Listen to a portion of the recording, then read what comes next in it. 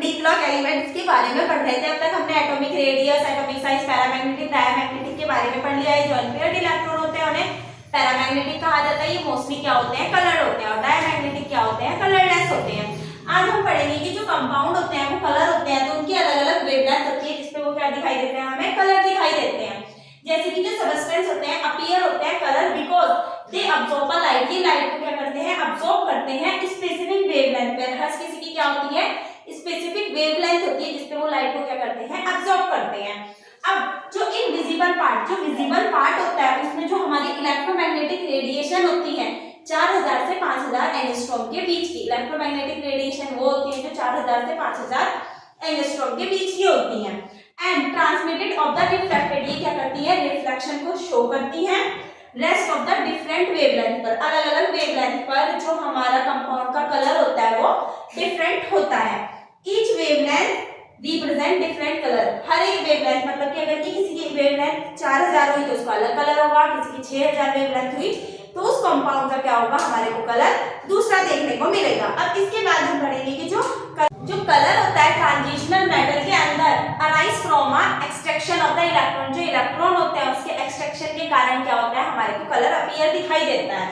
अब जब हमारा कोई भी लोअर डी ऑर्बिटल से इलेक्ट्रॉन क्या करता है, हायर डी ऑर्बिटल में जाता है, मतलब कि 3D से कहाँ जाएगा, अगर 4D ऑर्बिटल में जा रहा है या फिर 5D ऑर्बिटल में जा रहा है, तो लोअर डी ऑर्बिटल से जब हायर डी ऑर्बिटल में हमारा इलेक्ट्रॉन जाता है तो एनर्जी रिक्वायर्ड, उसको अगर छोटे से बड़े में जाना है तो एनर्जी की जरूरत होती है।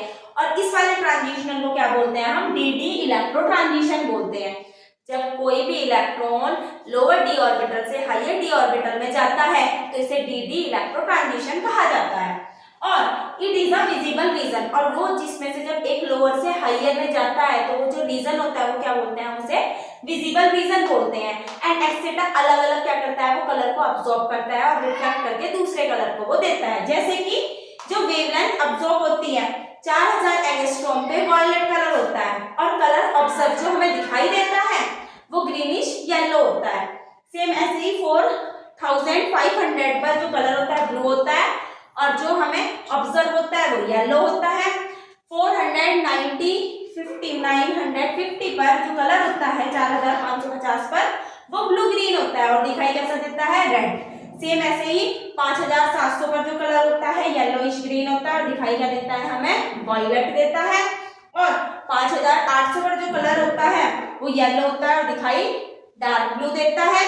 नेक्स्ट 6000 एंगस्ट्रॉम पर जो कलर होता है वो डार्क ऑरेंज होता है और दिखाई क्या देता है, हमें ब्लू देता है। और 6500 पर जो कलर होता है वो क्या होता है, रेड होता है और दिखाई क्या देता है, हमें ब्लू ग्रीन दिखाई देता है। ये क्या है, अलग अलग डी ऑर्बिटल में जो कंपाउंड होते हैं उनके जो कलर होते हैं, कौन सी वेवलेंथ पर वो कलर अब्सॉर्ब करते हैं, कौन से कलर का, और ऑब्जर्व हमें कौन सा कलर होता है। आज हमने क्या करा वो पढ़ा, इसके बाद हम अपना नेक्स्ट पढ़ेंगे।